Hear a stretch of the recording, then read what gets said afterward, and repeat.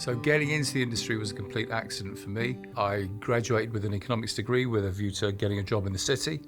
That didn't happen, and whilst I was temping, I bumped into an old friend who was in the paper industry, and within about a week of that happening, I was employed in the industry. Employed as a salesperson, and I've been in sales, well technically I think I still am in sales to a degree, but took over the role of Marketing and Sustainability Director for Denmaur in 2016.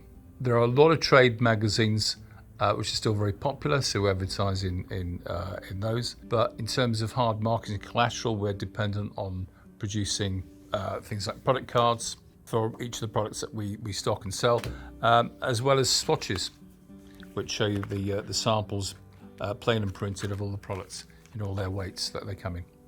Well, as for digital marketing, we've got a very robust CRM that allows us to do a lot of segmented e-shotting. Also, we do a lot of website analysis behind the scenes to see who's come onto the website when we've done a campaign, track perhaps existing customers, see if we can upsell new products to them, and also look at who's coming onto the website who we're not dealing with, and perhaps we could turn them into an active account. So at the moment, the most popular thing in sustainability at the moment is carbon scope 3 emissions. So we are able to provide customers with scope 3 emissions of the production of their paper grades, as well as the transport of paper from mill to the printer. That'd be mill direct or via one of our warehouses. As for mills, we're very close to all of the suppliers that we buy from. Sustainability is very key in those conversations. A lot of mills now are embarking on a decarbonisation journey. One of the mills in particular that we deal with that provides our Amadeus range and some of the Revive ranges that you see behind me have already implemented or starting work on a photovoltaic farm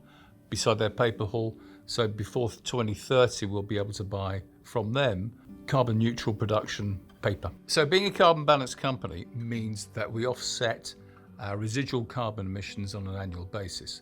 We do that via the Worldland Trust, who are a conservation charity. Every year we have to measure our carbon footprint. We declare that, we have it verified by a third party. That's put to the Worldland Trust, pay a sum of money to basically offset those residual carbon emissions. It's part of our carbon policy, which is a dual policy. We're continuously reducing environmental impacts year on year, and because we have to measure and monitor that, anything that we know is a residual, we offset it.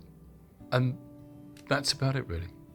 Danny, that's a wrap. Fantastic. Thanks very much. Thank you.